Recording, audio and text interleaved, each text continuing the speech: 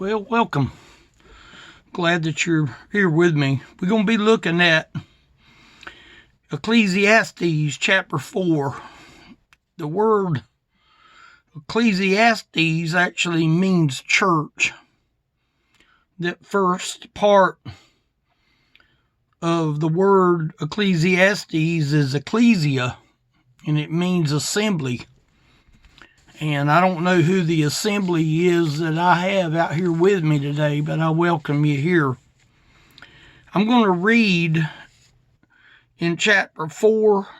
I'm going to read verses 9 through 12, and then we'll pick up on our study.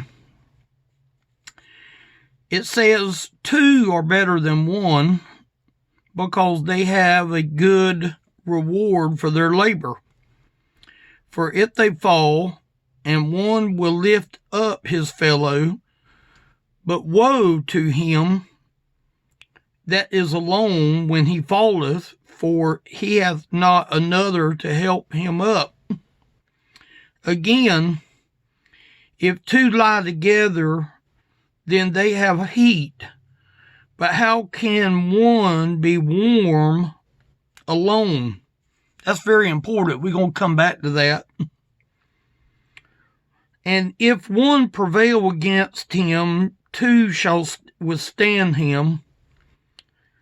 And a threefold cord is not quickly broken. Now, when I saw that, I was reading in another message that I'm going to do later on, but my eyes had just looked down here to chapter 4 and saw this. The writer is plain spoken. You know, I like doing plain spoken messages. I enjoy coming out here talking simple because that's the crowd that I spoke to in the nursing home. People in the nursing home, you have to sort of talk to them on a level that you can't make it hard. You got to keep it super simple. And that's what I try to do. This writer is plain spoken, simple in his speech. I believe it was Solomon that wrote the book Ecclesiastes. 2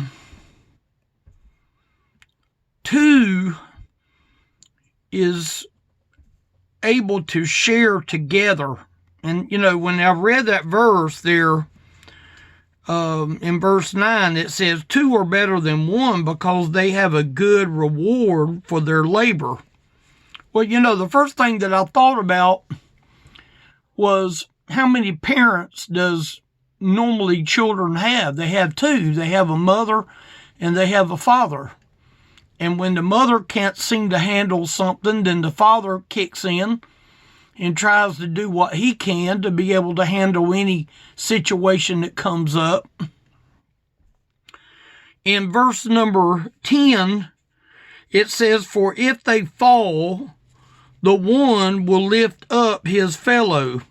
But woe to him that is alone when he falleth, for he hath not another to help him up. You know, it's sort of amazing. This is, to me, it almost reminds me of an Old Testament parable. It's so simple that it reminds me of a parable that Jesus spoke in the New Testament. When one gets down, the other one helps the other one get up. There's times when I get down, sometimes I have to wonder. I've done learned that I have my shovel or my hoe or my garden rake nearby so that I can use it to push myself up off the ground if I get on the ground. I can get up, but I just need something to pull up on to get up. I think that's what he's saying here, but verse 11 is the message. Again, now he's repeating sort of the parable.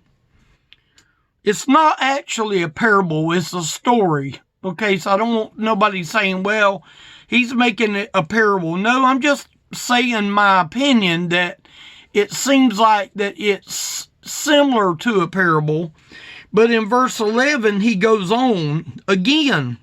See, he's repeating himself. If two lie together, then they have heat. But how can one be warm alone? Now, I like that. When I read that, I thought, that there's a message in itself. I can understand where the writer's coming from. My bride has sleep apnea. She has to sleep with a machine. We can't sleep together all the time, and so therefore she sleeps with a machine on. She sleeps better when she's by herself. But it makes me have to get used to it. I don't like it, but what do you do about it? You just go on. Let me say it this way. If salvation has taken place in your life, you are not alone. If salvation has taken place. If the Lord has come in to you, then you're not alone. You have spiritual warmth.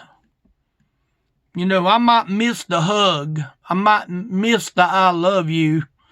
I might end up missing the benefits. But I'm glad that I have spiritual warmth. That's what I got out of this verse. That brings spiritual heat.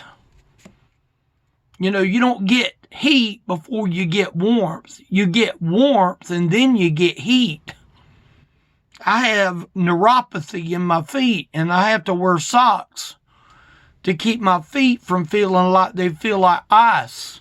And I'm sure that you can relate to that, but that brings spiritual heat when you have spiritual warmth. That brings spiritual strength when you have spiritual heat. You don't look at the carnal and the fleshly things of life. You look at the spiritual things of life. But look with me at verse 12.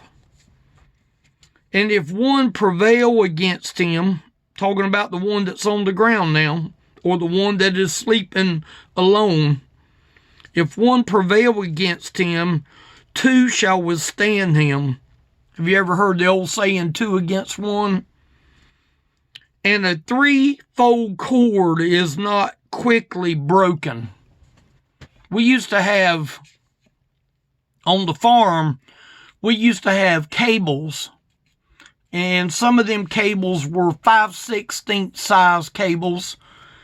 And on some, we used 1/4-inch cable, just depending on the amount of lift, the weight that it was pulling up. And them cables was wound individually, pieces of metal was wound together, and then they was wound around one another, and that give it strength. Now, when the cable would rust underneath, it would weaken the cable, and it would literally break the cable if it rusted. Generally, we didn't have no real problem with that. But if you look at verse 12, it says at the end, and a threefold cord is not quickly broken. Salvation brings you Christ. I'm talking about real salvation now. I'm not talking about church member salvation. I'm talking about real, true salvation brings you Christ. That brings you God the Father.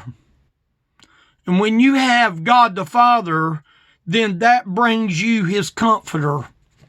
See, it takes Jesus as salvation. When you get Jesus as salvation, then you get God the Father. And when you get God the Father, then you get the comforter of God.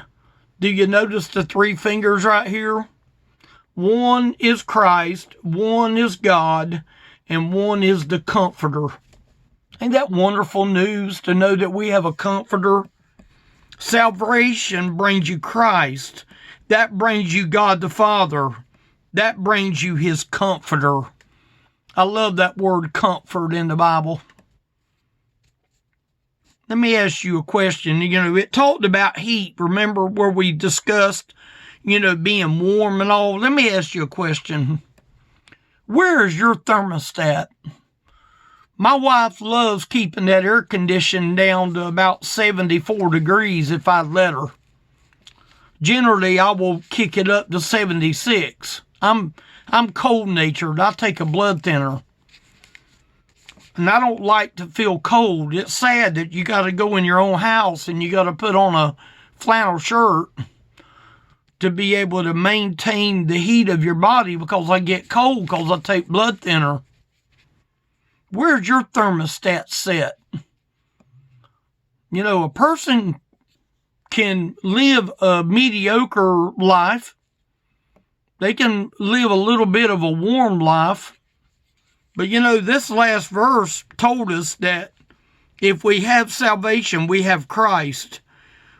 If we have Christ, we have God the Father. If we have God the Father, we have His Comforter. All three of them is able to give you the warmth that you need that this verse is talking about.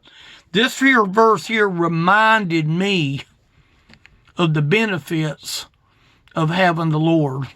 Today, if you're out there and you're wondering if you have the Lord, do you feel warm? Do you feel, I'd be disappointed going to my kitchen and warming up something on the microwave and I get back and that product is still cold. I'd be disappointed knowing that I wasted that time and energy to stick something in the microwave and know that it's not going to be hot when I go back to get it. Does Jesus want us to be lukewarm? The Bible even over in Revelation tells us, I'd rather you be hot or cold, but because you're lukewarm, I don't want to be lukewarm. I want to bring a message and to speak to people. I hope this message today spoke to you. Share it if you would. If you know people that need it, share it. Thank y'all for listening.